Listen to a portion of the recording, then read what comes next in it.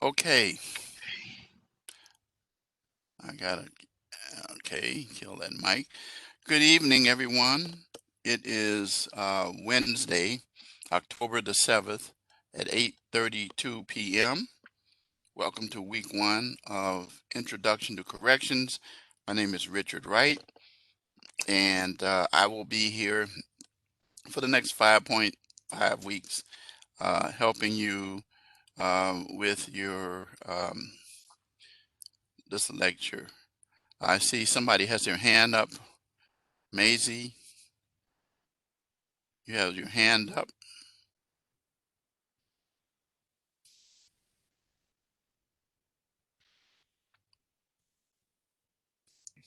Maisie, you have your hand up.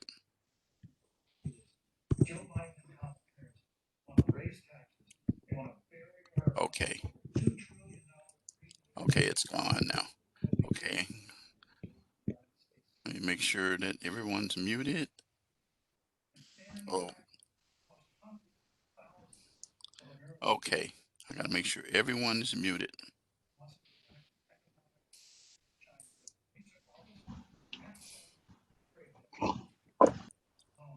Okay. There's a few. Let me make sure that I check this out first.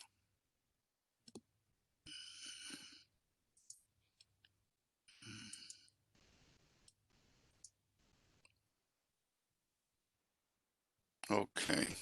Everybody's muted. Okay, now we can get going here. Well, again, uh, we're going to be doing this for the next 5.5 weeks. We're going to have at least 4 more lectures that take place, and you'll see why I said that later on. And I'm going to start out by talking to you about the things that I expect from you. I encourage you to listen carefully, especially to what I say about rubrics. There have been many students who have taken this course, and their grade differentiation was based upon them following the rubrics, especially with the APA portion. In the rubric, it makes it quite clear, and you'll see what I'm talking about as we go along. All right, so let's go ahead and I'm going to share my screen.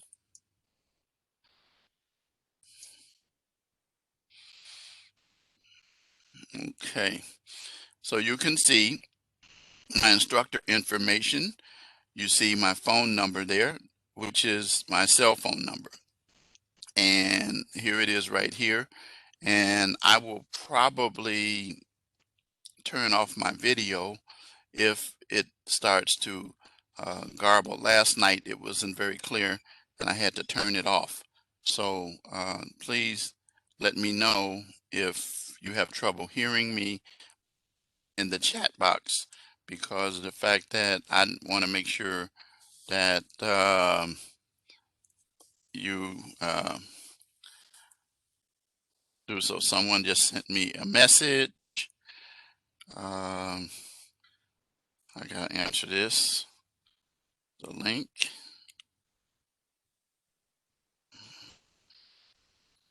is in the announcements.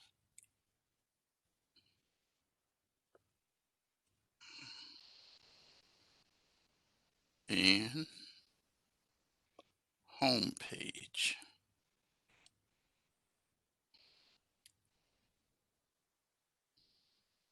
It's there.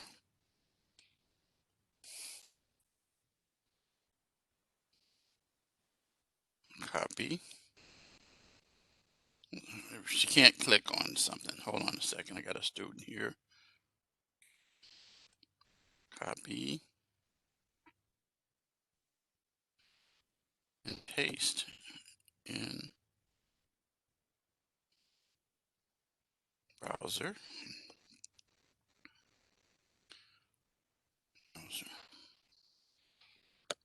Okay.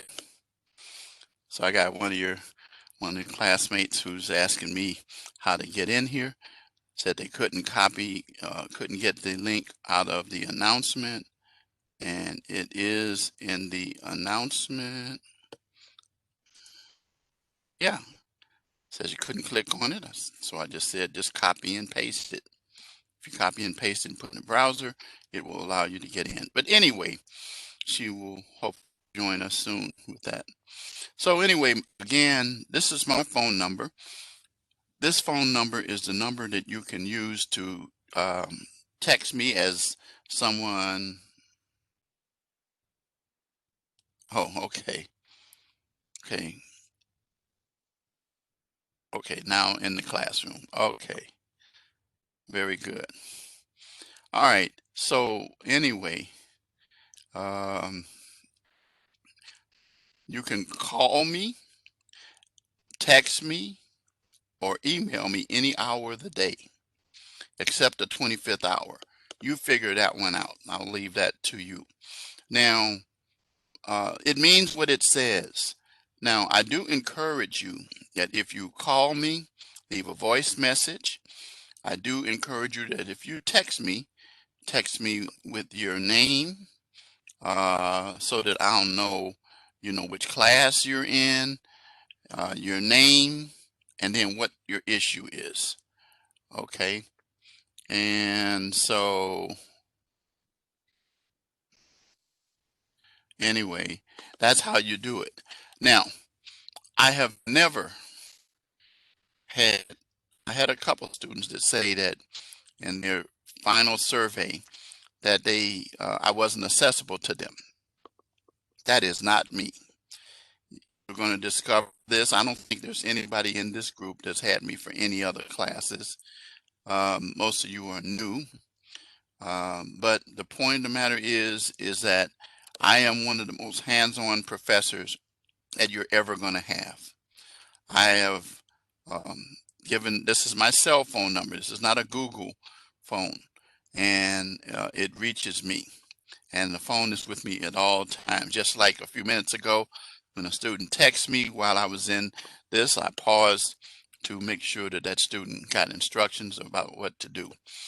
And oftentimes what I will do is if you text me, no matter how late it is, if I'm available to get it at that time, I will first try to call you back.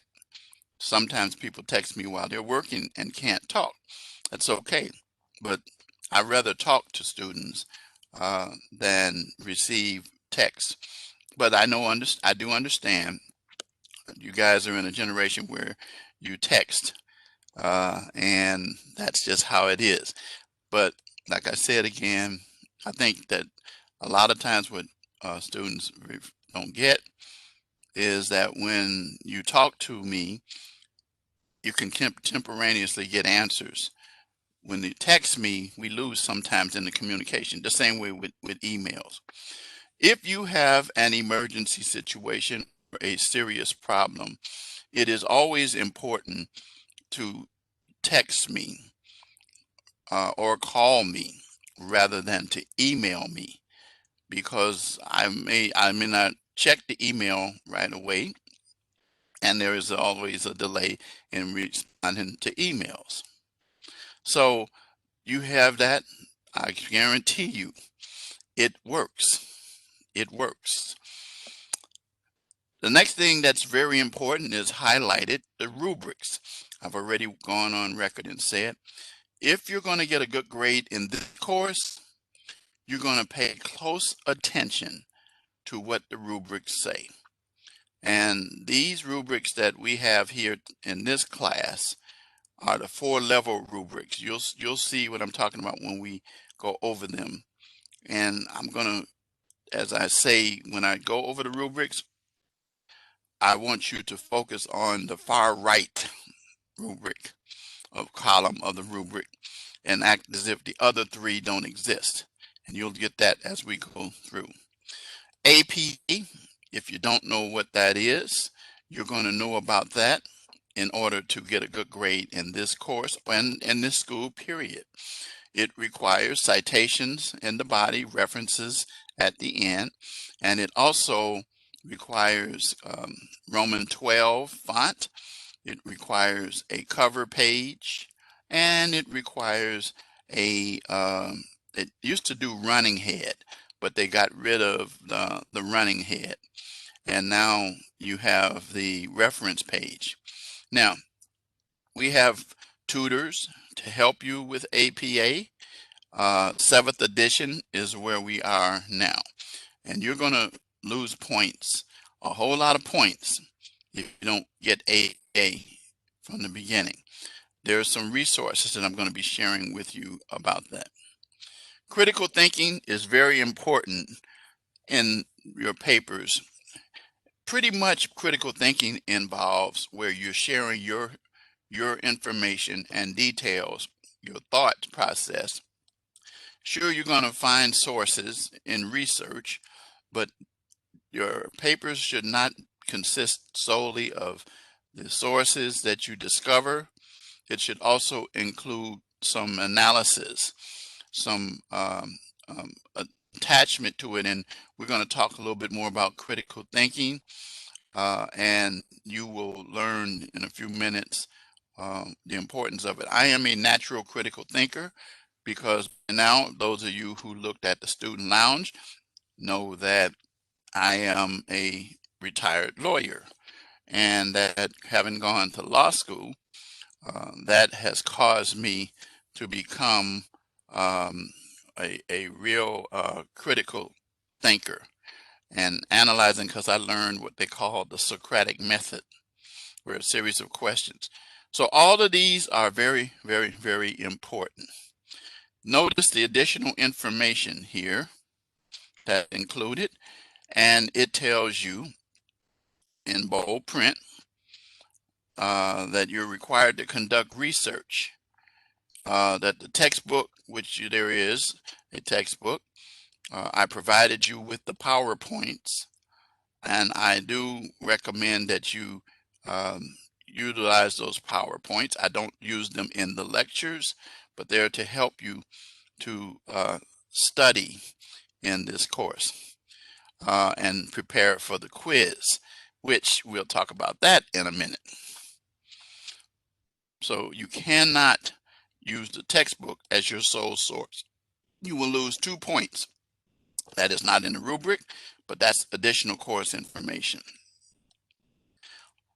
All written assignments should be in APA format. That means citations in the body and references at the end.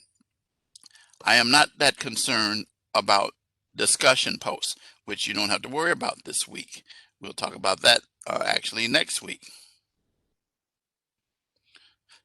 You'll also lose a point if you don't provide the cover sheet. Okay, so now here's some resources that you should check, and you can click over these on your own time. And the Library and Learning Center resource is an important one because it tells you resources for your papers that you can utilize. Tutoring assistance, it explains the importance of tutoring. We have what we call student tutors. In my other class, I teach constitutional law this term 1. I have 2 students who are what we call peer tutors and or they are student tutors, and they're A and B students or honor roll students, Dean's List students who actually understand the process, and I will send you to a tutor if I see that you're not following the process, especially with APA. And then here are some articles that you can utilize to help you as well. Don't worry about the last one here because you don't deal with that in this particular course. Critical thinking, this is the video I was talking about. If you copy, if you see something and you can't click on it, always copy and paste it and put it in your browser. Okay, and if you don't want to lose the window that you have, then use that little plus up there and open up another browser, and it will help you out. Rubrics are located in each weekly assignment and course project. So you'll see that as we proceed through the discussion. Discussion posts, we'll discuss that next week. This is the schedule for live lectures. Once again, on the course homepage, here is the link. You just copy and paste this link to your browser. Okay, some students, if they can't click on something, they don't think they can get to it. All you got to do is do this and then copy it and then paste into a browser. I'm not going to do that because it'll create a problem, because it's going to cause me to come back into the classroom again double, and that's going to really be a nightmare. Your lectures are 8:30 to 9:30, except tonight will be about 10 o'clock that we'll be through, because I want to share something about myself so you understand where I'm coming from. So starting weeks, notice what I said earlier. There are 4 more lectures. Well, wait a minute, Professor, aren't there 5 weeks left after week 1? Yes, but there's a lecture in week 2, 3, 4, 5. There is not, I repeat, there is not a lecture in week 6, okay? But all of your lectures are on the same day of the week for 5 weeks in a row, including today. The difference is tonight is longer, and then next week it's shorter, within the hour. You have to attend these lectures or give me a key word. Now, don't come to the lecture just to get the key word or key phrase, because that's where a lot of students mess up. They think they can shortcut. I says, well, I provide you some guidance that will help you pretty much. Okay? Everything that I do in this class is to encourage you to be successful. I know something about being successful because of my education that I have achieved. And it's very important for you to understand. And if one,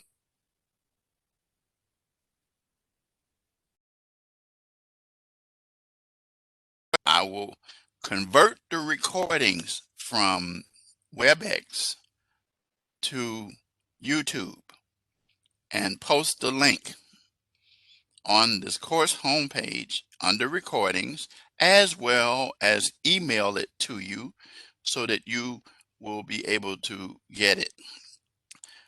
And I do that for a number of reasons, because sometimes there are issues with WebEx, and you will learn about that. But YouTube is readily available on various sources. As you know already, or will know, that Blackboard is turned into a new format, which now the one that we have now is pretty new to us, but it's going to be even newer because we're going to have some training that comes up. And in that training, we will share with you, you're going to be able to access your classes on your phone, and hopefully, I think, on the tablets too as well. Okay. So let's get over here. Now, it is important for you to understand the citing of sources. And the reason why, and I talked about that earlier, is it's an academic, okay.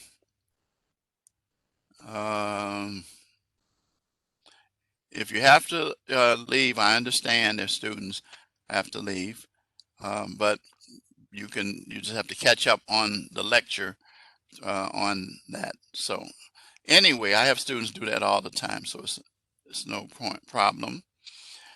So anyway, the academic integrity video that I'm going to share with you elaborates on why it is important to cite your sources. So what I'm doing is what I showed you earlier. I'm going to copy this link. Then I'm going to open up a window. Then I'm going to paste and go. And then I'm going to take off my headset. This is off, but I'm going to start it, but you'll see closed caption. So pay close attention to this video. Okay, here it goes. What is academic integrity?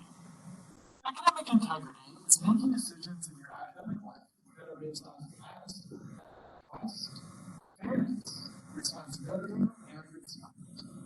This means being honest in the work you do while respecting the work that others do. What is cheating?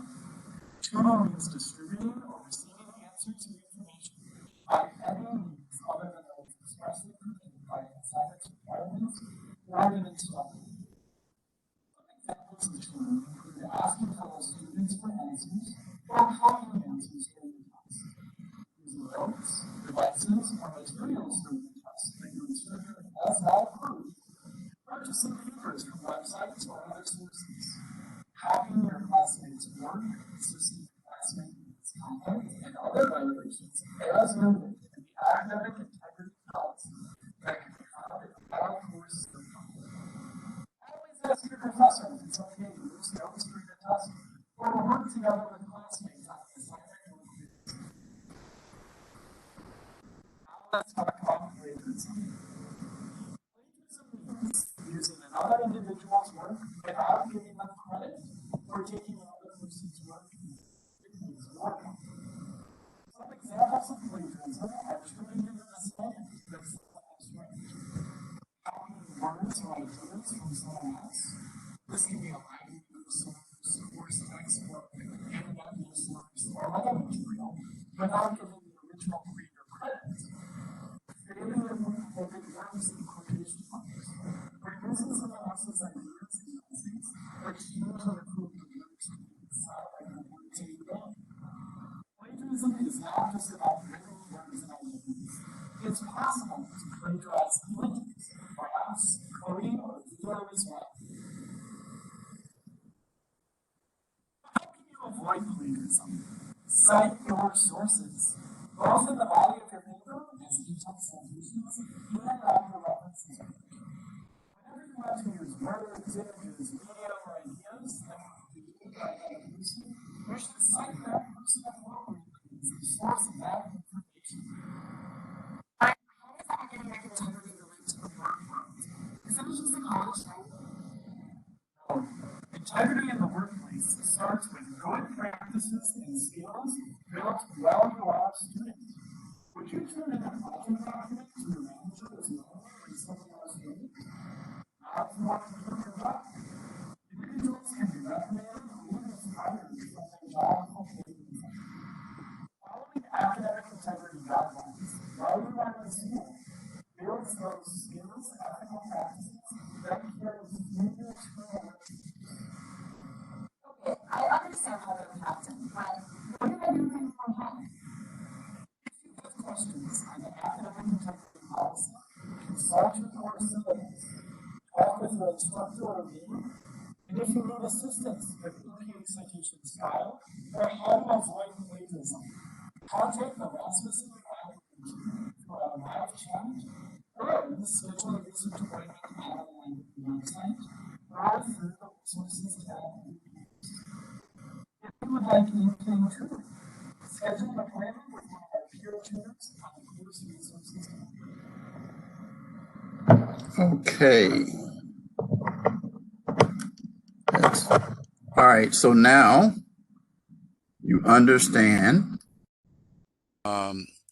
part of the reason why I talk about citations and references. The key thing is that you have to recognize and understand that you have to give credit for the sources. Now, that's one way of getting plagiarism. The other way of getting plagiarism is because you need to run all of your papers through Grammarly. Grammarly, what's that? I'm getting ready to take you to what's called the Resources tab. As soon as, let's see, let's go to it. should be in here. Oh, there it is. This is a new setup for all of us. Used to be at the top. In this, one of the things that you'll see is something that's familiar. You just saw this video. And then there's a calendar that tells you about some upcoming event, APA Basics.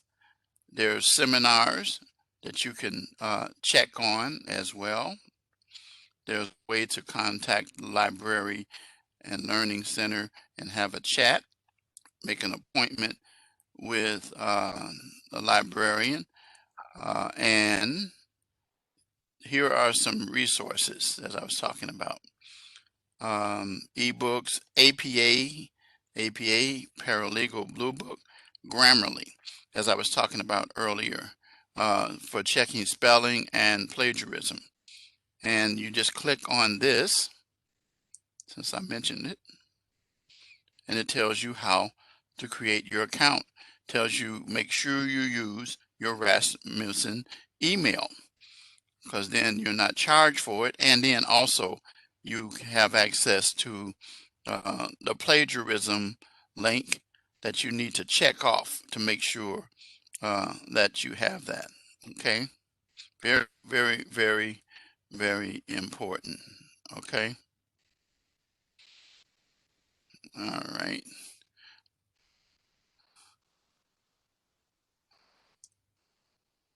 Let's close that tab there. So then, Noodle Tools, Writing Guide, and other sources. There is a guide for each area. If you click on guides here, and you can actually make them your favorites by going down. School of Justice Studies. Here we are right here on the left here. And it tells you about research, database writing, APA, and all the stuff that you need for tutoring, criminal justice. And it actually talks about some of the courses, that one of which is Introduction to Criminal Justice. You guys know that course, right? You know Introduction to Criminal Justice? Type in the chat box. You know that one? Mm-hmm. Yeah, I know. If you had to already have that before you got to me. So very important course. Yep. You have to take that. That's why we make sure you get it. It's not the easiest course either, by the way. So you have this, and then also going further down, this gentleman over here is Dennis Johnson. He's our librarian. You can always reach out to him for help. The Learning Center coordinator, Bethany Marston. That's neither of these pictures are her. Let's see if we click on this, if it opens up Bethany's picture. I don't know if it, no. Yeah, okay, no, it just tells you how to send an email to her. Okay, that's how that one works. I don't want to save those changes. So let's get rid of that thing there. Come on, go away. It doesn't want to go away. No, I don't want to save those changes. No, okay, there we go. So anyway, that's how you can reach her. But the best method is to reach out to the tutors.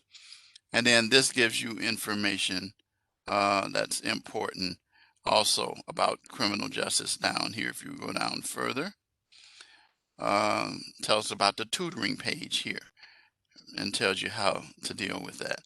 All other kind of information on the left. So we have plenty of resources that are available to help you. And so I wanted to introduce you to those in the resources tab. Okay. Now let's go to let's do the syllabus now.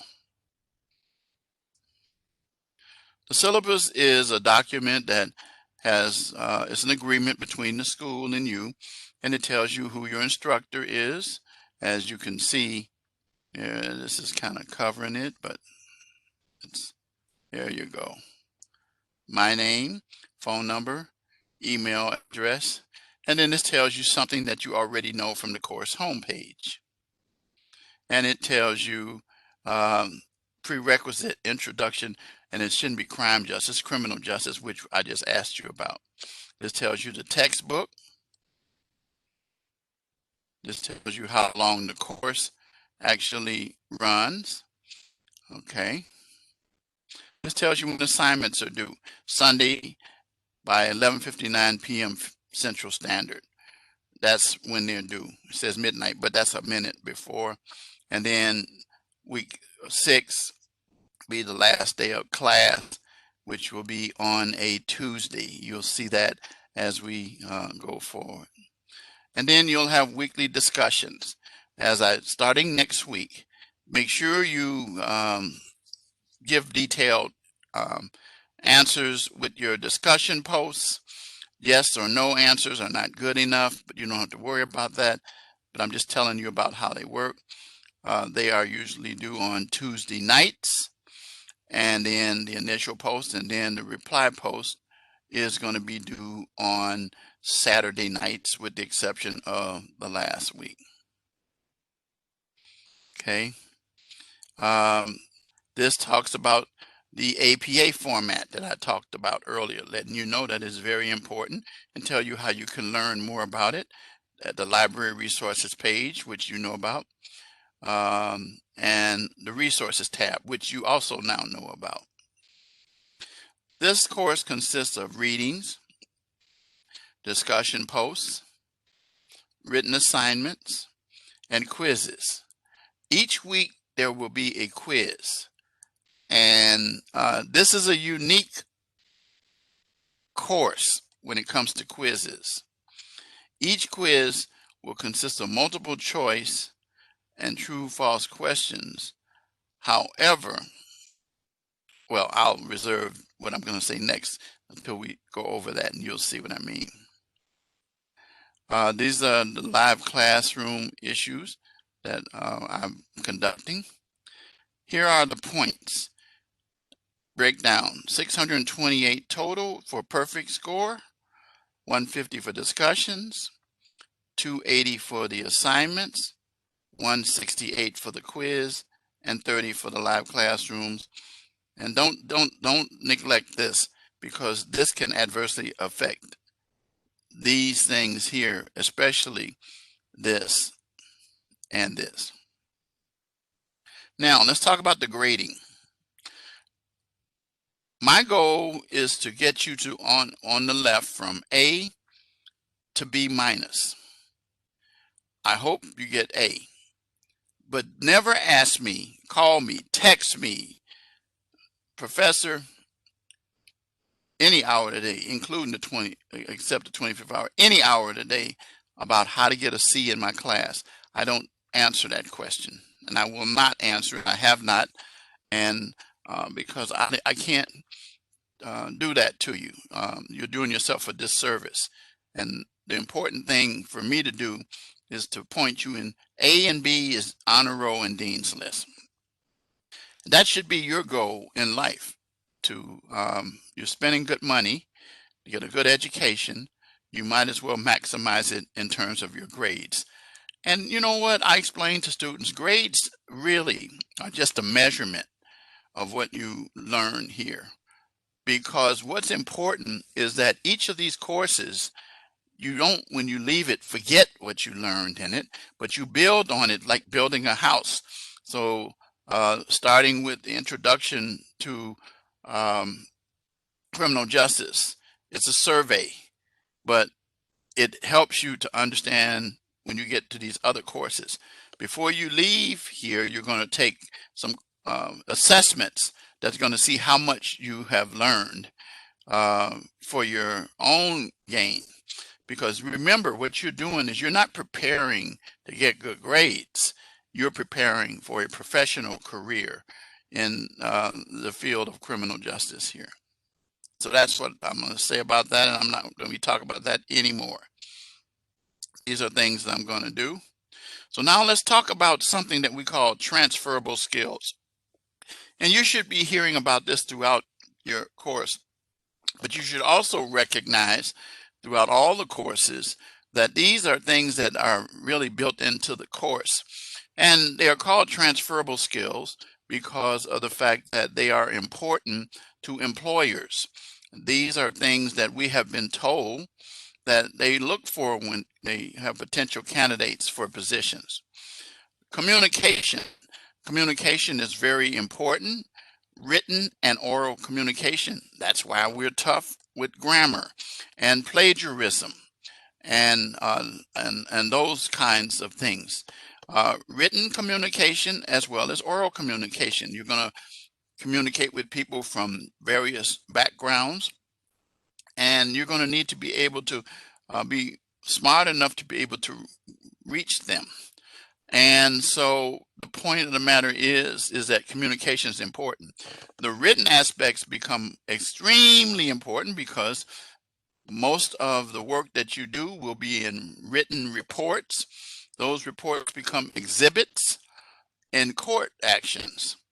And I can tell you that as a criminal defense lawyer, I've had many of people in law enforcement as well as corrections and other areas on the witness stand where I've zoned in on a grammar error and I would read it out loud in front of the jury, and the person would then say, oh, I made a mistake there. Words that I'm trying to get in the record because it transfers into the mind of the trier of fact that that person's not professional and that they may be incorrect or don't know what they're doing. Even as simple as a grammar error, trust me, I've had reports that had lowercase I standing alone, and I've honed in on that. Somebody said, that's unfair. That is not unfair, because that's the point, is that you need to be able to, as we say, dot the I's, cross the T's. And you need to be very professional. And that's what my role is, to remind you of that. And it should be every instructor's role to do so. And then the next thing that happens to the person, understand, is they become nervous and they're thrown off, and it opens up for other errors that they may make. And the more errors you make, understand, it's like a boxing match, not a knockout, but it's punches, boom, and points are scored by that person. So keep that in mind and remember that. Critical thinking, I've already talked about that. Digital fluency. Our whole system is digital. Everything is digital, from our clocks to our phones, certainly our computers, our televisions, the games that you play are all digital.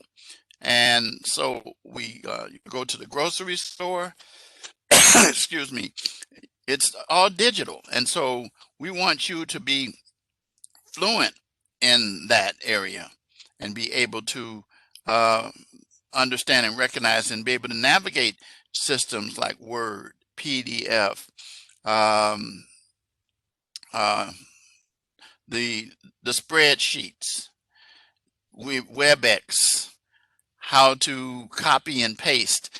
If you don't see something that you click on it, it's like I said, you got to be multidimensional in our day and time. Diversity and teamwork. I am part of the Diversity and Inclusion Council at Rasmussen College, which, by the way, in about a week or so, we will no longer be Rasmussen College. We will be Rasmussen University. And we are all excited about that.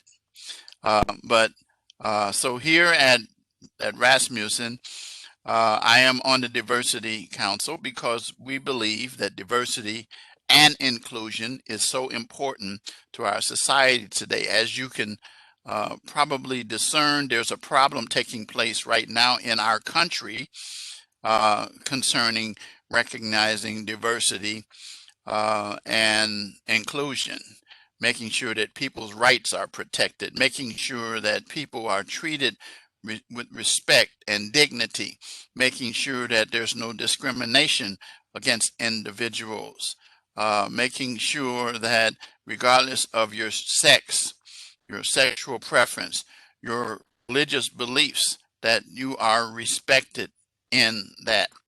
And then also, we work to uh, uh, remind people about how important it is that you not develop a strong learning towards um, what we call unconscious bias, where you see, I wear a shirt, a sweatshirt that I have on. I don't have it on today.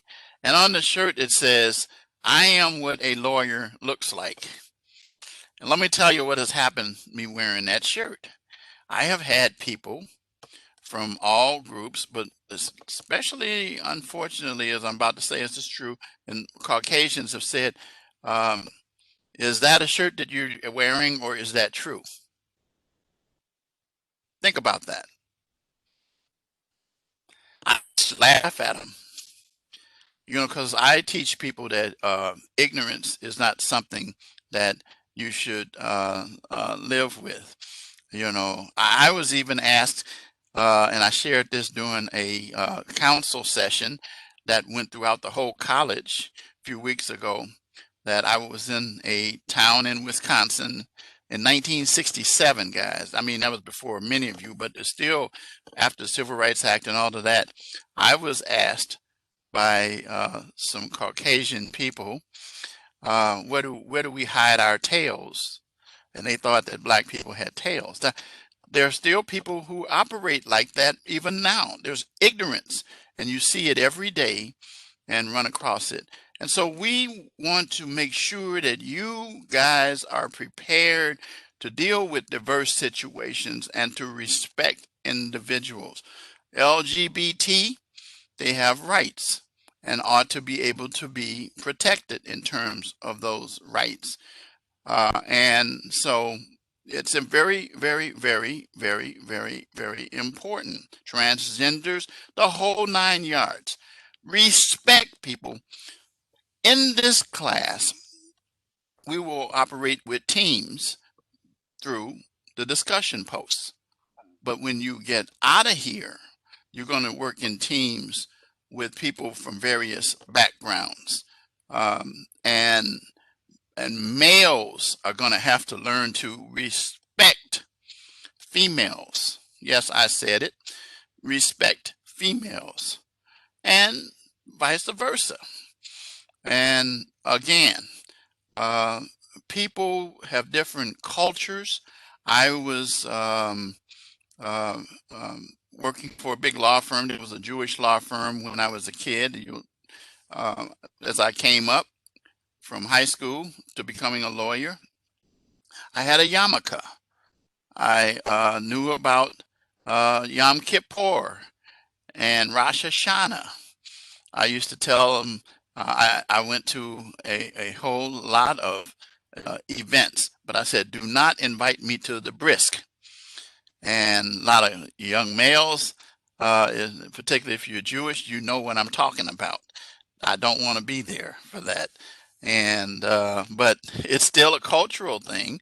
But the point of the matter is this, is that, it's based on how you live your lives. But we need to respect that. And trust me, as a criminal justice professional, there are too many who are guilty of not respecting that and not understanding, not typecasting. Just because you see a kid wearing a hoodie doesn't mean they're hiding anything. Okay? I wear a hoodie. I have been in situations where I have run through my own neighborhood where I live in a suburb, and I was stopped by a white police officer who asked me what was I doing in the area. How do you think I felt? But I'm saying we don't want you guys to be like that. And so diversity is so, so, so important. And so you want to make sure that you home that in. By the time you leave here, that should be a part of your makeup. It should be a part of your makeup before you get here, but hopefully we will add to that. Ethics and professional responsibility. Um, I have 3 tiers that I raise all of my students to: be educated, ethical, and professional. Many law enforcement and other criminal justice individuals find themselves in hot water for situations when they fail to operate in an ethical fashion. Sometimes it could land you without a job or and in behind bars. So we don't want that to happen. It's a nightmare for a law enforcement person to go behind the bars where they have people that they participated in having the sending those people there by catching them, and then they were prosecuted and found guilty, and then you end up behind the bars with them. Not a good thing. Professor Wright, why are you talking about this in corrections? I'm talking about this in criminal justice. And any class that I take, you're going to hear me talk about this because it's very, very, very important. Professional codes of conduct are established by all organizations, all areas of criminal justice, so that you can make sure you perform in the fashion that the entity should operate. The last one, information literacy. We want to make sure that you have credible sources.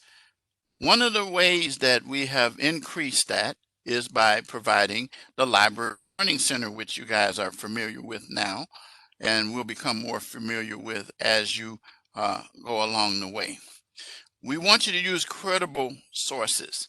Now, there is one credible source that we talk about all the time and tell students don't use it. If you use it in this class, you will lose a bunch of points. And it's not in the rubric, but I'm telling you this right now because it should be college wide. And it is in some of the courses. Does anybody know the source that I'm talking about? You want to type it in the chat box. Anybody know the source? That is definitely not. Okay, Gabrielle. Awesome. That's it. That is it. Wikipedia. And we don't want you to use that. And the reason why we don't want you to use it is because it has some information in there. But do you not know that that information is word-based? And we tell you to submit all your written assignments to us in a Word document. The reason why we tell you that is because we want to be able to edit it and go through it and see how much information you obtain from research and how much information is yours. Okay, everybody, if you have to check out early, you don't have to tell me. Just, go ahead and no problem. Again, we'll catch up. That's why we have the video. And okay. Now, so it is very important for you to understand. Never use Wikipedia. It is it is our number one, as we call it, public enemy number one in information literacy. All right. Now, okay. Well, you'll still get credit whether you attend the full lecture or not by giving me the key phrase, which if you don't stay till the end, you won't get it until you go back and look at the video. So, all right. Attendance policy, I'm not going to talk about that. I do want to talk about the late assignment submission policy because it is very, very, very, very, very, very, very important. And here it is how it works. You can submit your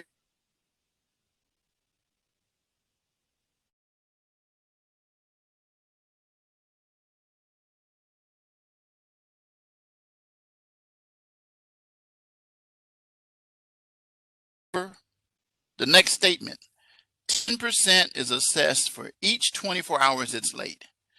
So you know what that means? That by week 7, by the 7th day or the 6th day, you have lost 60 points. It's failure. So each day it's late, you're going to lose those points. Okay? You'll also lose points for the late discussion postings, except it's not 10% in my class. I use 1 point for each day up to when discussion posts are due.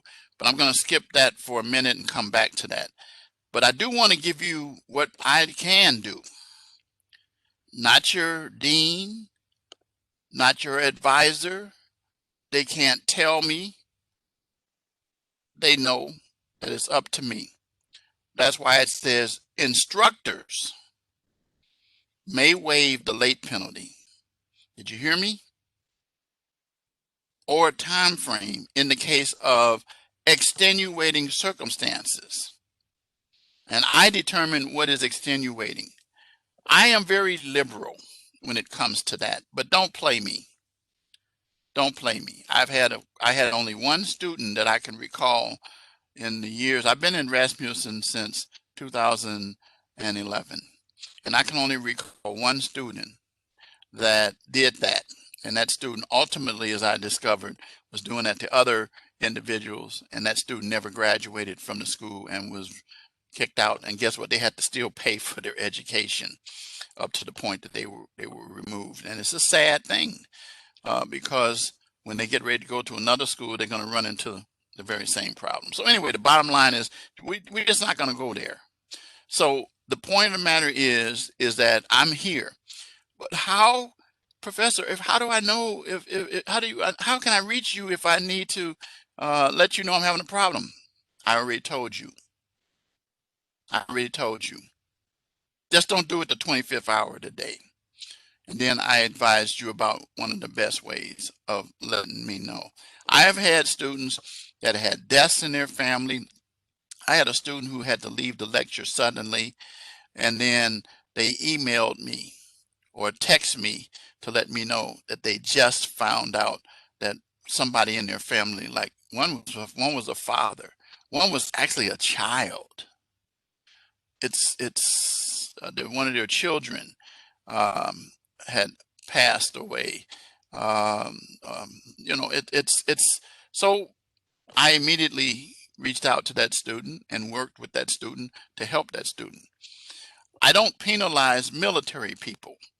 If you're on duty, if you have to fulfill a responsibility, I do penalize you if you have to work overtime, unless you're in a situation like there's unrest and you have a job that requires you to deal with that unrest. Unless there's let's say like many of my students in Florida and in the South have the storms and hurricanes that are really, really bad, and we deal with that as a school. And then of course, the almighty COVID-19, which is people are learning is no joke, that we work with. I've had several students who've contracted it. And let me say this to you, people. I've had people students who have contracted COVID-19, and then they said that they've had sight problems after that. They had hearing problems. They had other problems. And I feel bad for those individuals. But you got to do what you got to do. There's a good reason why the classes, even though criminal justice was already online, but many of the other classes are online, and also the staffers in many jurisdictions. I know here in Illinois, all 4 of the campuses, Romeoville, Mokina, Rockford, and Aurora, are all online. Everybody's operating sheltered in place. So it's important. So extenuating circumstances. Now let me go to talking about discussion posts, which again, I mentioned it because next week is when you start with that. Discussion posts should be, as I said, content oriented, demonstrate that you've provided some information, not just yes or no, not really short as you know, presented earlier in the syllabus. But there's a due date. After the due date, then you can lose points. Now, it says discussion posts made after the due date for discussion posts in the current week will not be accepted. Let me clarify and explain what that means. So if your discussion posts are due on Tuesday for your initial post, then if your initial post is not posted by Saturday at 11:59 p.m. Central Standard Time, you're going to get a 0. Even if it's like right after 12, you're going to get a 0. And you will lose points for each of those days. Now, you submit your discussion post after Tuesday initial post, but for each day that it is not there on Tuesday up to Saturday, you will lose 1 point with me. Now, can I submit my discussion post, my initial post and reply post on Saturday? Yes. You will get full credit for your discussion post.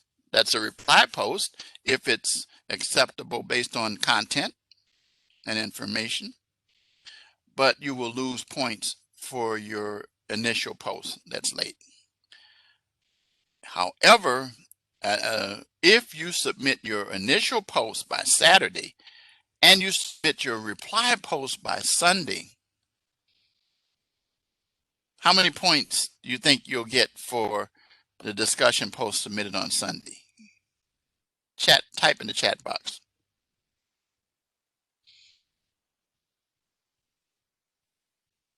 That's the way it really should be. But your professor is not doing that to you. Here's what I do. I give you what's, anybody play golf? You know what a mulligan is? Anybody know what a mulligan is?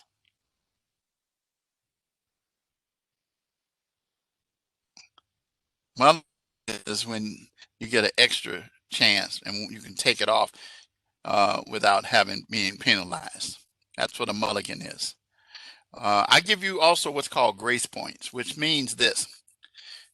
If you submit it on Sunday, that is your reply post, then you will lose a point and you'll get 1 point taken off.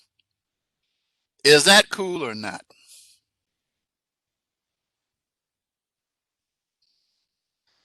Yeah, it sure is. I don't know of anybody who does that, but I thought about it, and that's the way I've been doing it, and no one's bothered me about it because I explained to them why I do it. And that's how I try to operate. I try to be fair. I'm firm, but I'm consistent with all of my students. And so anyway, you will lose points. So if you get 5 points, which is, let's say if there's 5 points for the initial post, and then you submit the reply post by Sunday, then you're going to get 4 points. But if you submit it Monday, then you get nothing for it. Okay? Because the discussion forum is over. We're on the next topic. Okay. So that's, having said that, I want to make sure I got that. So I'm got to move a little faster here. When passing incompletes, you'll have to learn about that yourself. Your academic integrity policy, pay close attention to that, especially letter G and plagiarism as well.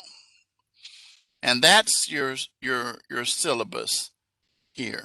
All right, now let's go to the course calendar. I want to go over that with you. One of the things, places that you will find due dates in addition to the announcements is your course calendar. And each of you have access to the course calendar. So I got to take off, let me take off my other class, close that one out. because that doesn't apply to you. It is gone. Okay. So now your discussion, here's your assignments. Professor, but it's only a line. Click on it and it opens it up and it gives you more details on it. Live lecture. This is another place where you can find the link. If you want to get to the lecture, just copy and paste it. And it tells you when the lecture is. And notice it goes 1, 2, 3, 4, 5. The last lecture will be November the 4th. All right. And then you'll see that this week, so you have a live lecture, you're reading, and then these are the assignments that are due. Your written assignment, components of corrections. Your quiz, which I'll talk about in a minute. And then finally, your live classroom lecture keyword. And each week it goes like that. So now let's take a look at November. Why are you going so far into it? It'll be here soon. The last day of class is the 10th. The 10th, people, it's a Tuesday. The 10th is your last day of class, which all your assignments will be due in by that day. Very, very, very important. So what happens is that's why I told you before, I said that there is week 5, there is no week 6 lecture. Okay, for this particular course. It doesn't require 6 weeks of lecture. If it did, I would squeeze in another lecture and have it Friday. But I'm not doing that because they said, no, don't do that. So we just have these 5 lectures. So you see how quickly the course can end. And you have access to your calendar. In a little click on calendar and you can see that, but it's very, very, very, very important. All right, let's go to the course. And now let's look at some of the tools that I have. Writing process, APA assistance. I already shared something with you, but you got something right here. You can click on this and it will open up and tell you about APA as well. And it helps you to understand how to prevent plagiarism, how to set up your papers, in-text citations. Trust me, guys, I have really made sure in my students that APA is featured very strongly. I also remind you that due to social distancing, WebEx is used quite a bit more, and that's because now everybody's online, and it's created a delay in recordings. So this recording will be available probably by tomorrow, and it can go up to 48 hours. It tells you that in the announcement, or does it? No, it just says as soon as it's available. So I post it, and that says your key phrase will be due Mondays. Actually, it's due not Mondays, it's due Sundays. Okay. And then this is a reminder that if you are new to online, students are expected to meet attendance requirements. You know how that goes. And then it tells you what it means and so forth. So I'm not going to elaborate on that. This welcome announcement, I'm not going to get details on it, but it tells you a little bit about me in the first paragraph. And it features some highlighted things that you should pay close attention throughout the course. Okay. Then you come down here and it reminds you again about the schedule for lectures. All right. So that will be able to be seen the whole course. Every week, though, these announcements will change. So let's take a look at our announcement for this week. So in this first week, corrections in American history and theory will be presented. And I'm not going to go over in terms of doing what I normally will do because I discussed the content, but chapters 1, 2, and 3, and complete the activities. Transferable skills, we already talked about that. The 4 components, jails, prison, probation, and parole, and the evolution of corrections. You're going to take a look at that yourself on your own. And then I will again give you the schedule here about live lectures. Reminding you that there is no discussion assignment this week, but will begin next week. Finally, you have the quiz and the written assignment. So we're going to talk about those in a few minutes and then remind you it's an open house. This adversity as a springboard to success will be one of the last things that I talk to you about tonight. So you understand the spirit that I operate under as a individual and as a professor, so you understand why I am the way that I am. Okay, so that's announcement. Each week you'll see one of these. So let's go into the actual module. Let's close course 2s down. Okay, let's go into week 1 module. Okay, so now let's talk about the assignments. Now, the written assignment this week is called Components of Corrections. You're going to discover as already that there's only 4 components. When this was an 11-week course, it was a real serious problem with some students who had a course project. When they redid this course into 5.5 weeks, they took that out and added that into an important thing, because there was people who struggled with getting the course project done. So there are four jails, prisons, probation, and parole. And you're going to describe 2 unique elements for each of these components, 2 for each. Please don't make them very brief. Give them detailed. Present colors, fonts to engage. Now, you're going to use infograph, or you can use a Word document. However, the key thing is that you want to make sure that it's done professionally using correct grammar and spelling. If you use sources to help you find this information, cite the sources and include references.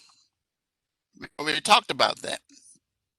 And then it says submit your assignment as a Word document.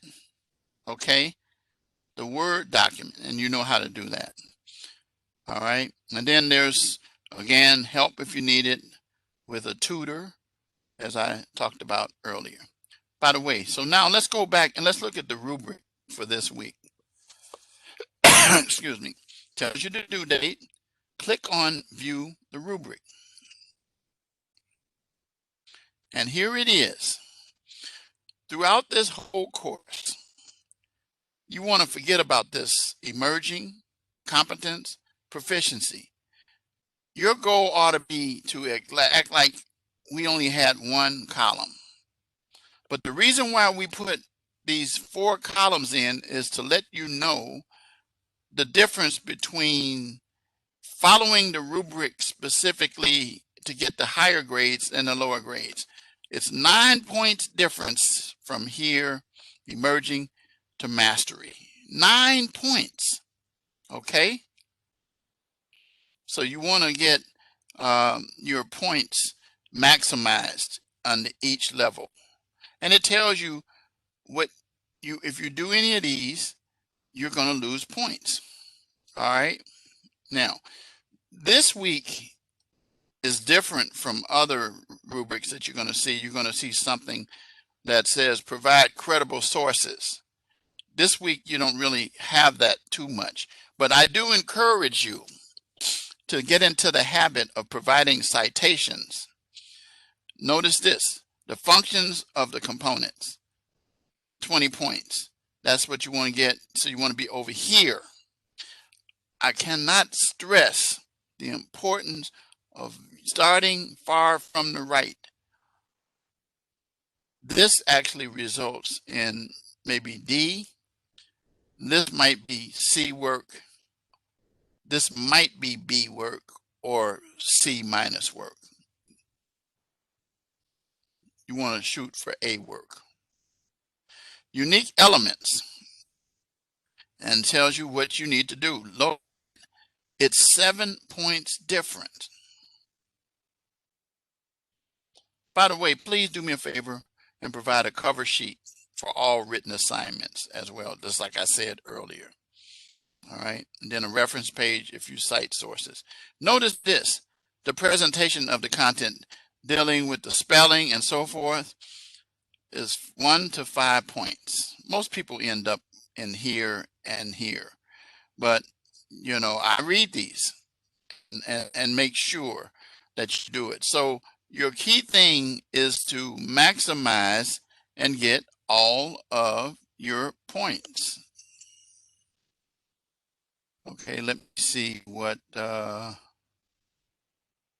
you asked. Is a mind map acceptable? I don't know what that is. I just know that it needs to satisfy the requirements of the rubric. I don't know what a mind map is, but it also has to be in Word. Okay. So I don't know what that is, so I can't answer that for you. It is in Word. Okay, if it's in Word, and then you want to make sure, ask yourself, does this map satisfy these requirements? If it does, there's your answer. So you line it up with, you always use your rubric as a guide. That is a habit, man, that'll land you to the top of the class. I love to have all my students get A's and B's. Okay. I don't like to see you get C's. All right. So you're welcome. All right. So anyway, that's why I kept saying the importance of rubrics. All right. I'm spending a whole lot of time on this point because it's so important. I'm trying to give you a good start. A good start, and then continuation of that start results in an excellent finish. All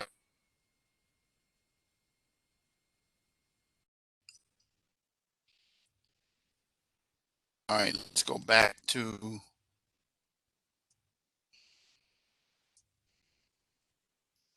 let's go back to module 1.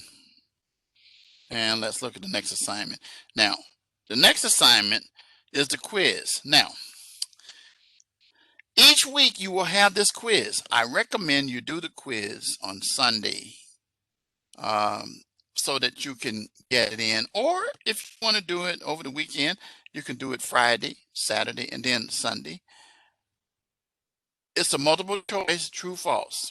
It's a time quiz set for 30 minutes. You'll have 3 opportunities. That's what I'm getting ready. That's unique to complete this quiz. What that means is that you can take the entire quiz 3 times.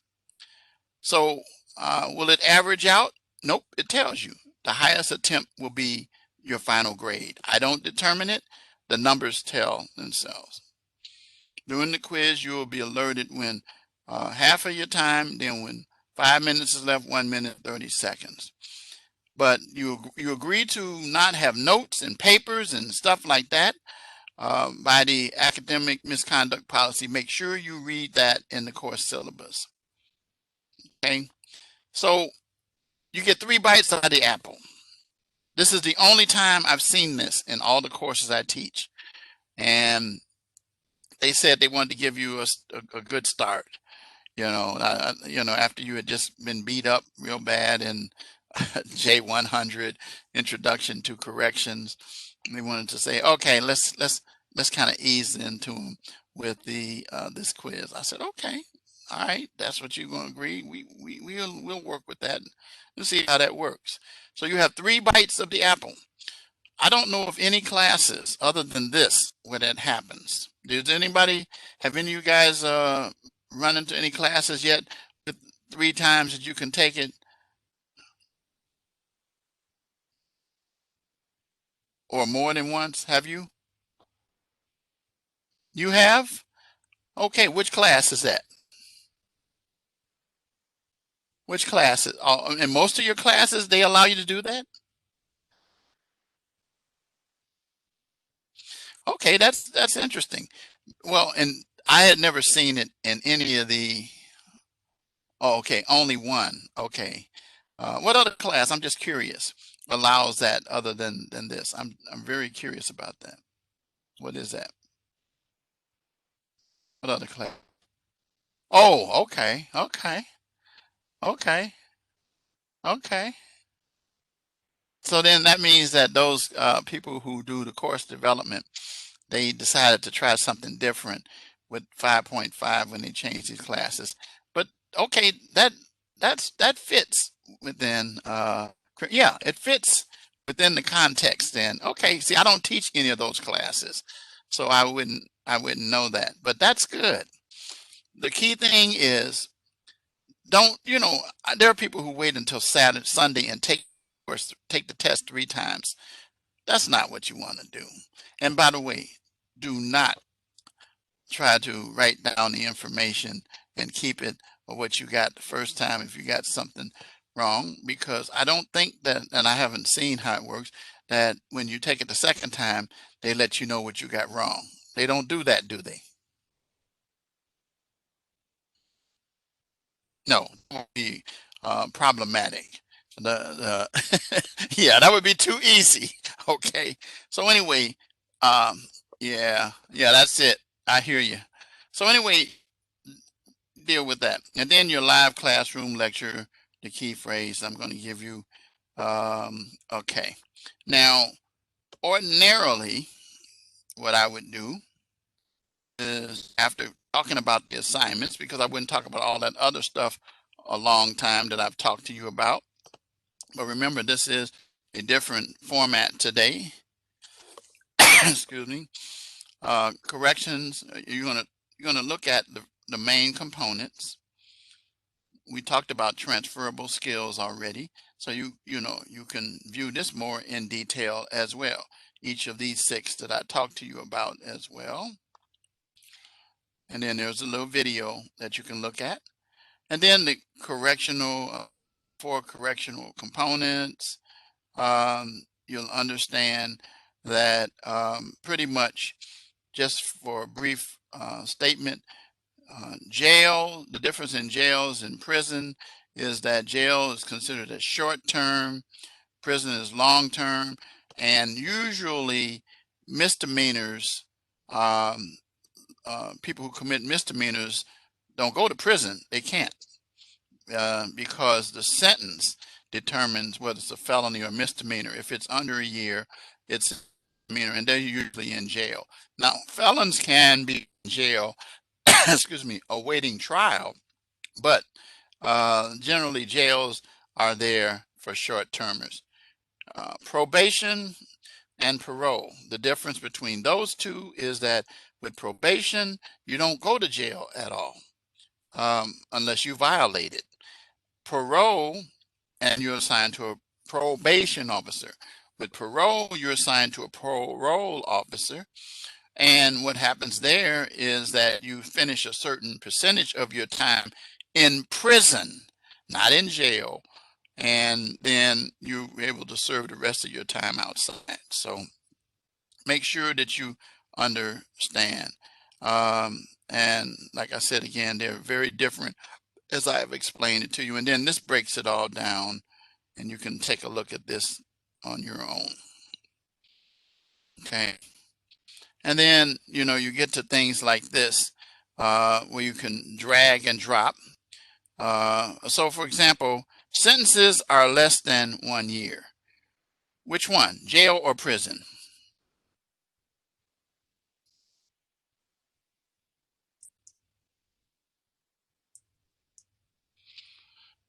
Sentences are at least a year and a day. Well, obviously that would go over here.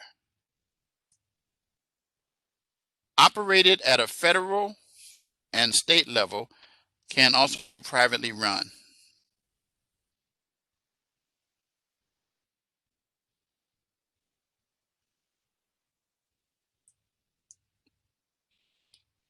Often includes option for bail or conditional relief.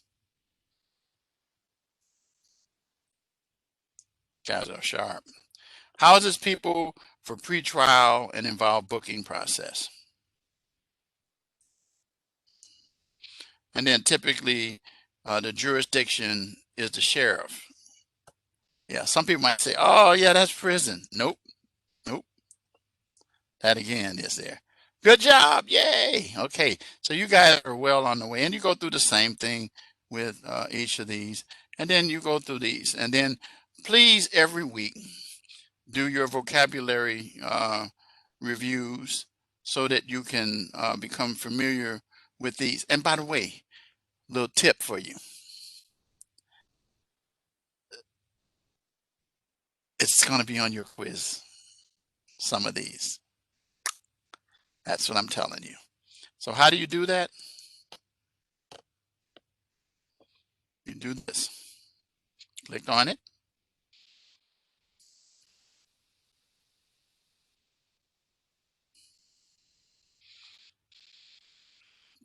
Click on it. There we go. It's a little slow. Okay, and then start the quiz. And then I'm just showing you. You put it together and all that kind of stuff. And I'm not going to do it, but I'm just showing you why those are important. Okay, so you want to make sure that you do those. And these are things that help you prepare for your quiz, good people. All of these things here that you do are interactive. Okay, the evolution of corrections, the same thing. Okay, and you click on that because you've looked at the materials, and then you can view the timeline to learn more, and it tells you about, you know, all the way down to early jails. And then you go to the next one, corrections. Corrections. Okay, and you go down to every one of them. So it's important for you to utilize these, and they give you a head start.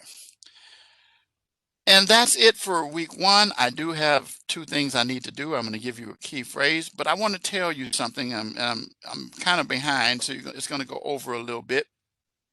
But I want to explain to you my motto: adversity is the springboard to success. And I'm going to tell you it from the perspective of putting somebody's business out before you guys. The person won't be mad because it's my own business. Well,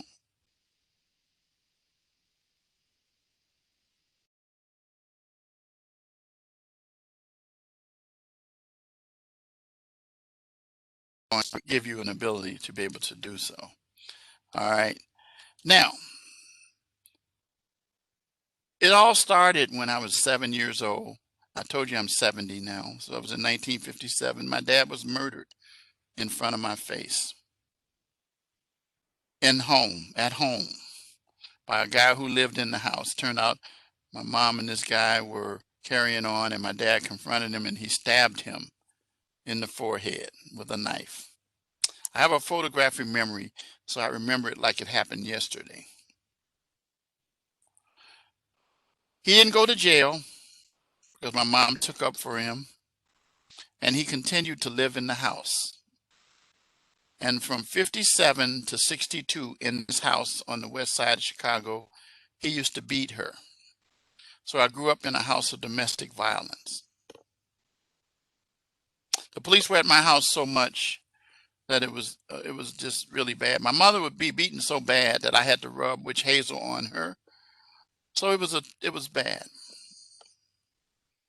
Well, my mother had 5 kids by my dad that were girls and 1 boy, yours truly, and I was the oldest. Between the period of when my dad was killed and 62, my mother had 2 more kids, and they were girls fathered by that man. His name was Webster Scott. And it was pretty bad. The area that we lived in was turned pretty bad. It turned into gangs. And so my mom moved us out of the area, and we moved into Gary, Indiana. At that time, there was a community called Terrytown, which was a nice community. We moved there in a single family house, and we moved out of the 2-flat that my mom and dad had owned on the west side. Well, the beating stopped because an aunt came and stayed at the house, and she carried a gun, and she was kind of like the character that Tyler Perry created called Medea, and so we didn't have to deal with those kinds of things.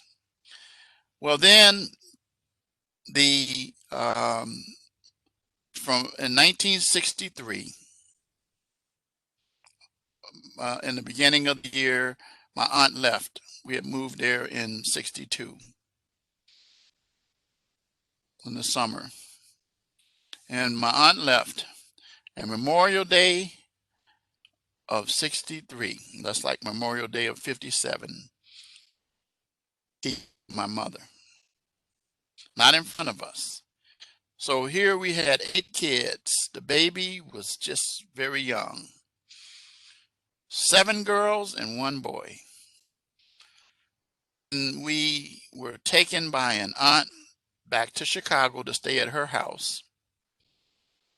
She didn't want us there, but she told us we were going to be there till they figure out where they were going to send each and every one of us, but their plan was to split us up. Well, we had to do servant work in the house. Her kids could go to the Y, participate in activities, but we weren't allowed to do that. So it was pretty bad, guys. So here I was, a 7th grader, 13 years old, no mother, no father, living in a situation that was not certain how it was going to end up. And then my aunt, the one who I told you about earlier, that was like Medea, Tyler Perry's character, came back and heard about it. She says, I'm not having those kids split. My husband and I are going to get a house built, and we're going to take them all. And we moved into this house in 64. When we moved into the house, one of the first problems I had was with her husband, because he wanted me to take his name, and I didn't want to take his name because I wanted to carry on the name right with my dad. His name was Richard also. And so we never got along about that. And we didn't get along for other reasons. He and my aunt would get into fights. They would pull guns on each other. So it was pretty chaotic. I would find out years later that this man actually sexually abused several of my younger sisters. So that's the kind of environment I was in. In the meantime, I became a person who didn't want to be at home much, and I spent a lot of time going away from home, not running away. I didn't understand that. Be quiet. That's Bixby jumping in. And so I ended up finding myself in a precarious situation. I had a job at McDonald's after school. By the way, I graduated. Oh, no, let me back up.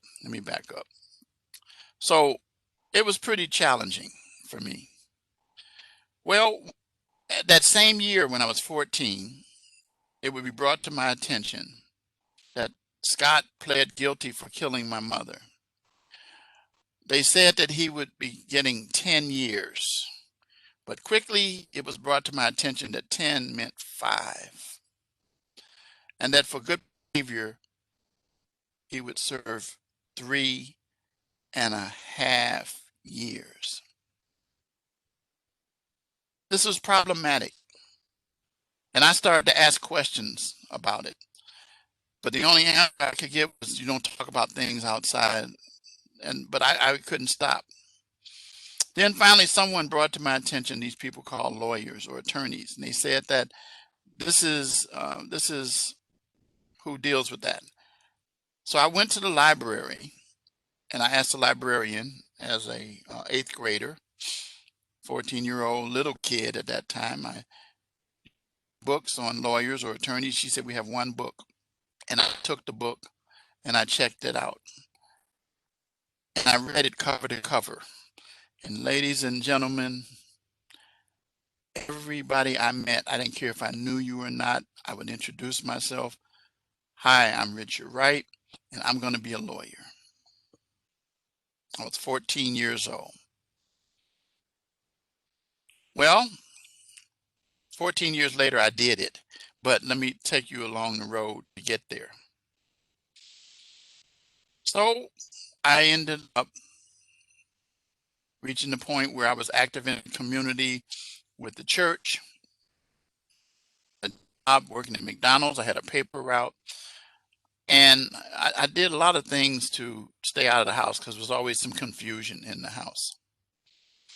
I found myself at the point where I said, I know what I'm going to do.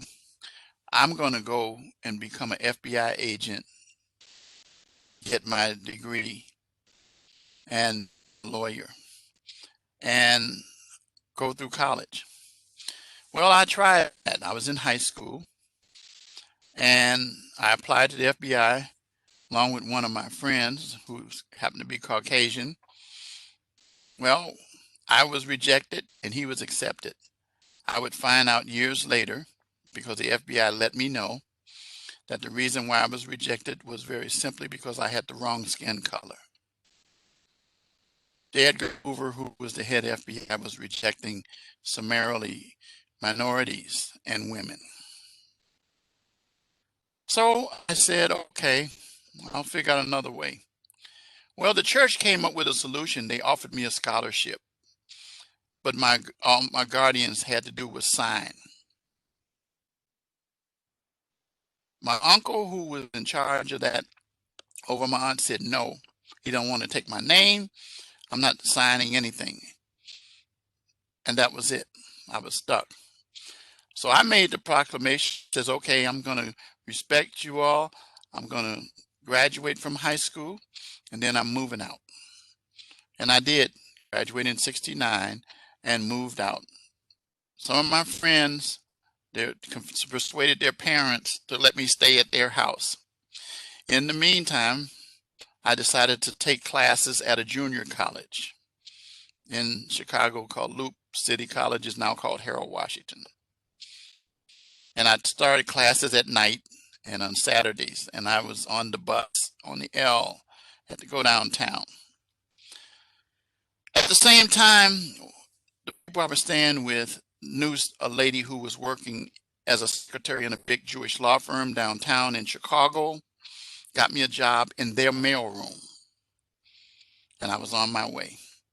Somebody said, in a mailroom? I said, it's all about what you do with what you get. So when I got there, I let the people know. I used to come to work wearing a shirt and tie. Most of the guys wore polo shirts, but I was the one who came dressed like that. And people took note of that. But I introduced myself the same way.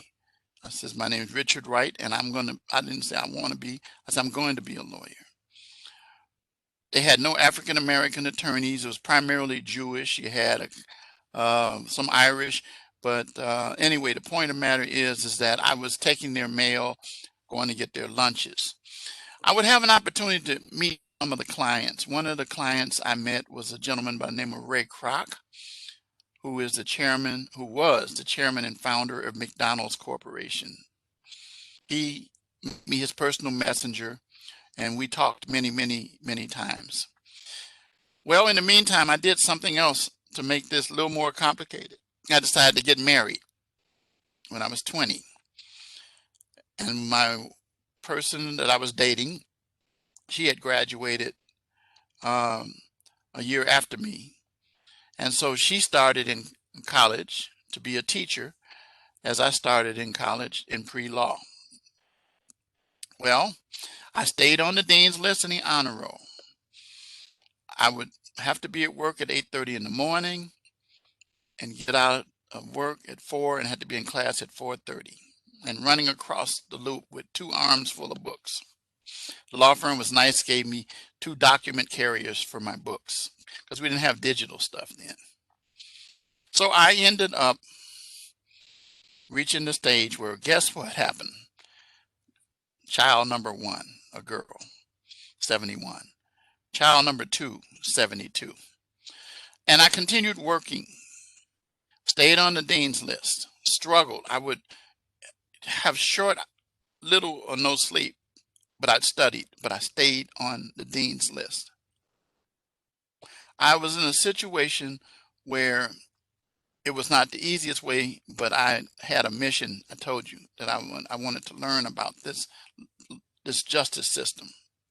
So anyway, I found myself where the law firm saw what I was doing and they made me a file clerk. And then after that, something happened to the law librarian. They made me a law librarian. And so I became the law librarian. While I was in there, instead of just putting the books on the shelves, I sat there and listened to them. And I taught myself how to do legal research manually. We didn't have computer systems then. And they found out about it. And they decided that what they would do was get me someone to file the books away and turn me into, at that time, what they called, the closest thing they called at that time was a law clerk. Today we call those paralegals. And I taught myself, and I started going to court. I started going to estate closings, business transactions with the lawyers. In the meantime, it was time for me to move on from the junior college, and I got accepted at Roosevelt University, declared my major as political science, minor in accounting, and I found myself moving on there. Bear with me, guys. I'm a little over, but I need to make sure that you do this, but I also need to make sure that you get the content of what you needed for the course. But this I want you to get so you understand where I'm coming from.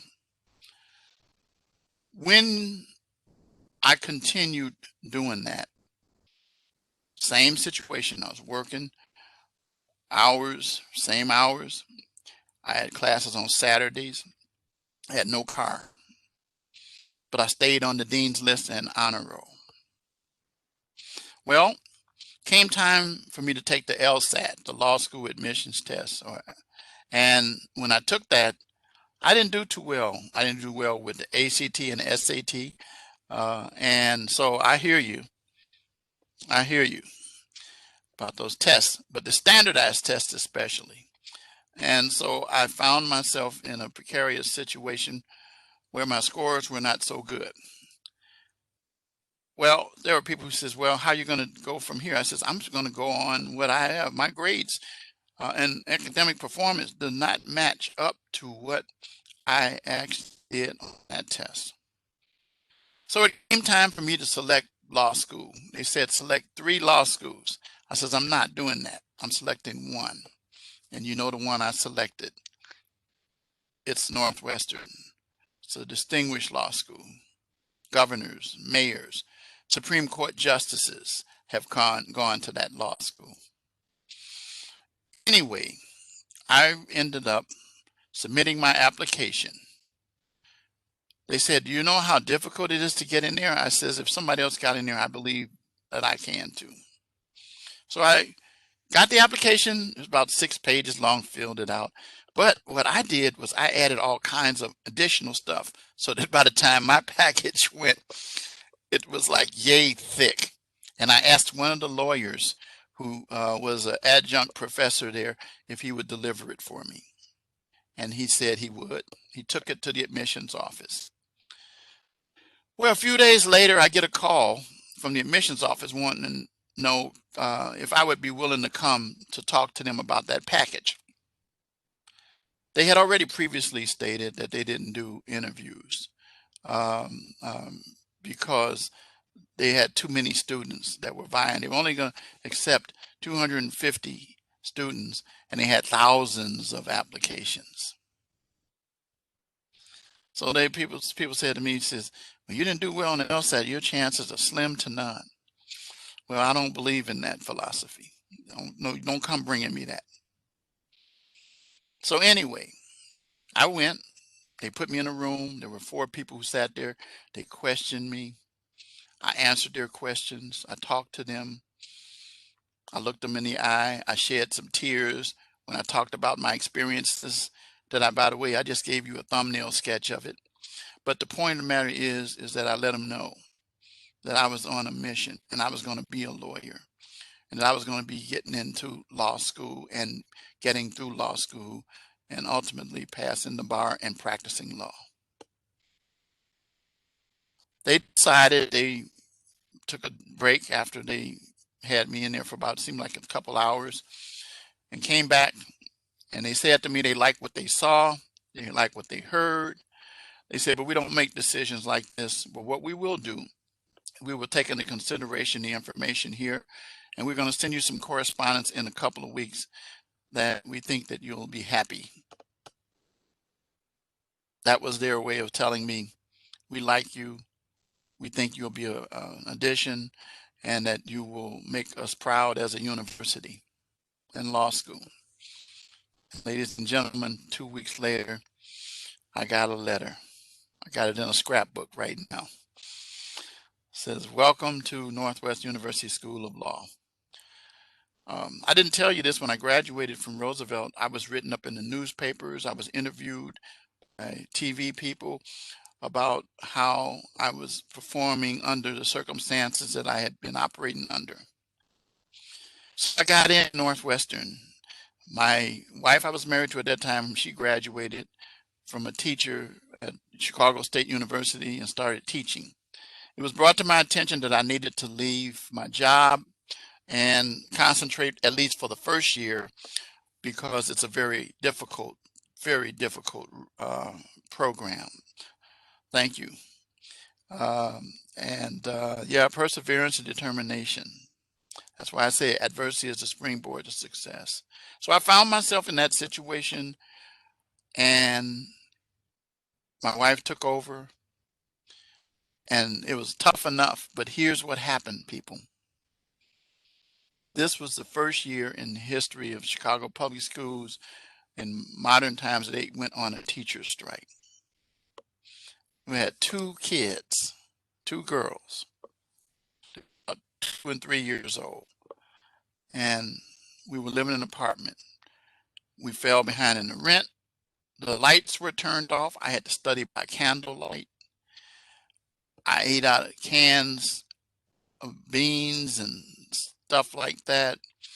The gas was turned off in the apartment, so we didn't have any heat. It was rough. But guess what? We took the kids and sent them to their grandmother. And so I would go back and forth to classes, and they would, I finally got to the point where I would tell one of my professors, Joyce Hughes, I said, Professor Hughes, she was a previous graduate, University of Minnesota, and came to Northwestern in '75 when I started. I said, I'm going to have to take a leave of absence because of the situation. She says, come to my office, let's talk. So I did. She stood in front of the door, blocked the door, and she said to me, Richard, you're in this school. They didn't just let you in here. They let you in here because they believed that you could be successful. I said, yeah, I say, but I wasn't anticipating this. She says, we know your story. You've gone under some challenges. Don't let this be one that stops you from fulfilling your dream, because you will be a frustrated person. And I said, no, I'm only going to leave for a while. She said, doesn't work like that. You leave, you probably never make it back. The bottom line was I took her up on it and I stayed. It was about 2 months, the strike ended, and I was able to, get back up on my feet. By the way, I was on academic probation because of all the stress and all the stuff, and I couldn't perform well. But they understood, and I didn't, nobody gave me no easy breaks. I had to crack down, guys. I had to dig in deeper because I wanted to find out what happened with my mom and dad.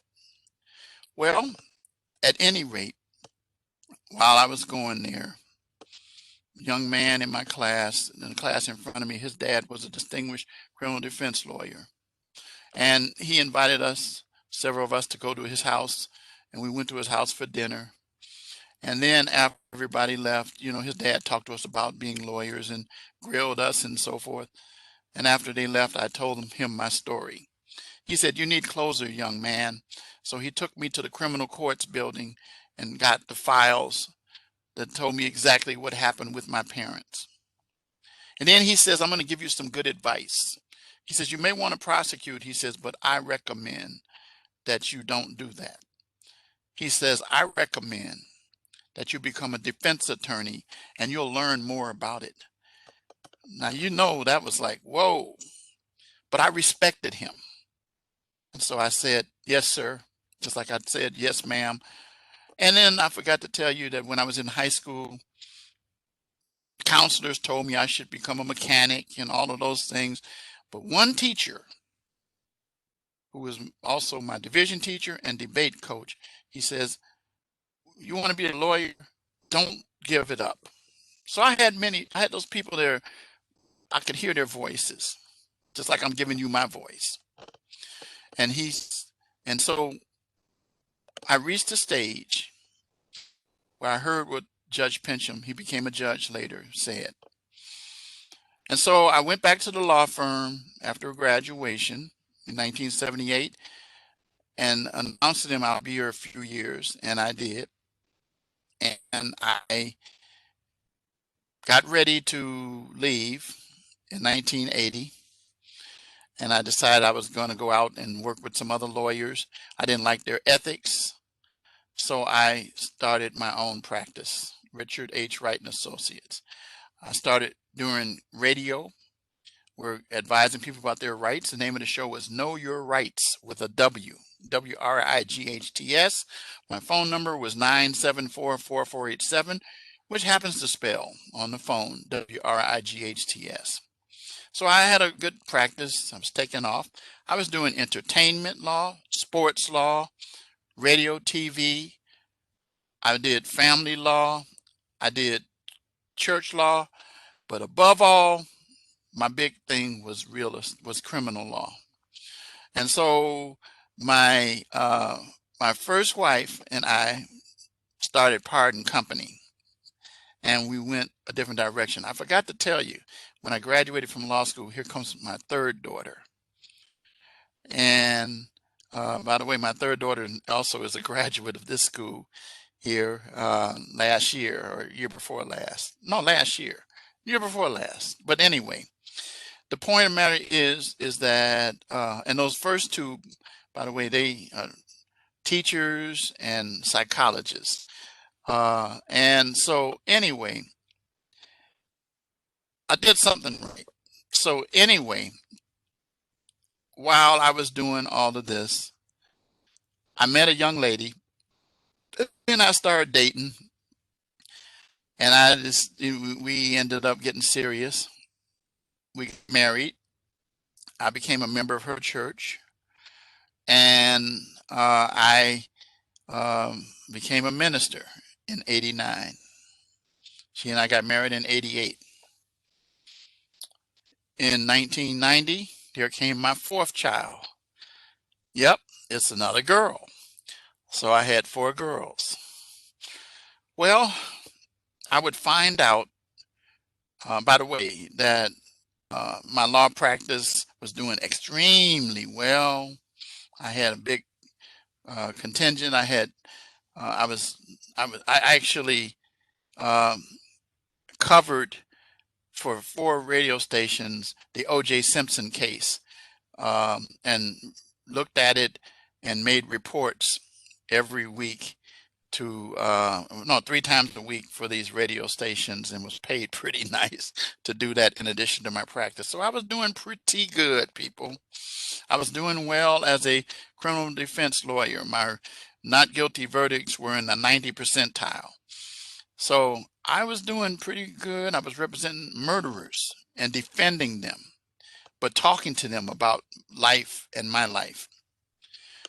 So then I started in seminary, 91 to 93, and actually started in 90, and Trinity Evangelical for a Master of Arts in Religion. I would find out that my second wife and my former pastor were doing their thing. And so I had an issue. But before that, in 89, her mother became the mayor of a town called Ford Heights and was looking for a village attorney. And so I decided I would take the job, but I said I can't take it unless I can carry a gun. They said you can't carry a gun unless you're a police officer. So I decided to become a part-time police officer. Quickly found out that the chief of police was a crook. Another chief came in. I became an investigator. I never wore a uniform, but I participated in drug raids, traffic stops, and other kinds of investigations. And so I went and got as many hours of training as a full-time police officer. So I came from 89 to 93 a police officer, as well as still practicing law, except I couldn't do it within the town because I had to, it would be a conflict. So I did that. I was a prosecutor for the village as well. So I've done all of the stuff that I need to do in this program: police, paralegal, prosecution, defense. So I've worked with many probation officers, parole officers. So anyway, I announced as I got away from this woman that I was going to be retiring from practicing law, and I wanted to do some other things because I had accomplished what I learned what I needed to do, and I was good at it. So I decided, I got married to a young lady I met in 94. And we've been married now. You see her on the picture, going on 27 years. It'll be 27 years, July 28th of next year. And we have those 4 kids that you see on that picture, 2 boys and 2 girls. So I have 8 altogether. I have 12 grandkids. Thank you. And, you know, I am blessed in that. And so I became a minister, and then now I'm a pastor with my wife. I continue to do radio. I do internet radio. Right now I'm kind of off on it because of the pandemic, but I do a lot of Facebook live commentaries periodically on various issues. I have one coming up on criminal justice, Supreme Court, COVID-19, and all of that I'll be doing in addition to teaching. And so I'm very active. So found myself working various jobs when I decided to retire, such as teaching special education, dealing with at-risk kids, running a janitorial company for a company called Service Merchandise in Illinois. I had 26 stores that I was responsible for, and I was the head of that group. And then they went under, and I started doing closings for title companies where people were refinancing their homes. And then finally in 2011, someone came to me and says, hey, there's this school that's looking for someone to work as a adjunct professor teaching business law. I said, well, what's the name of the school?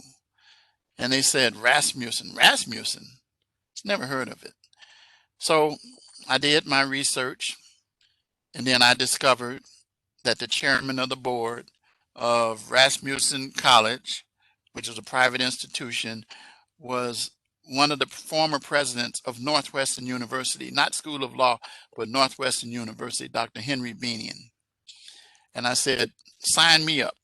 So I applied, and of course I was hired. And that was residential. And I started teaching October 3rd, I believe it was, of 2011. So I got 9 years under my belt now. So in the meantime, I tell the dean, I says, you know what? I think I'd like to do criminal justice because that's my big ticket. So then Dean Mladek came. He was the guy that you saw in that video of academic integrity.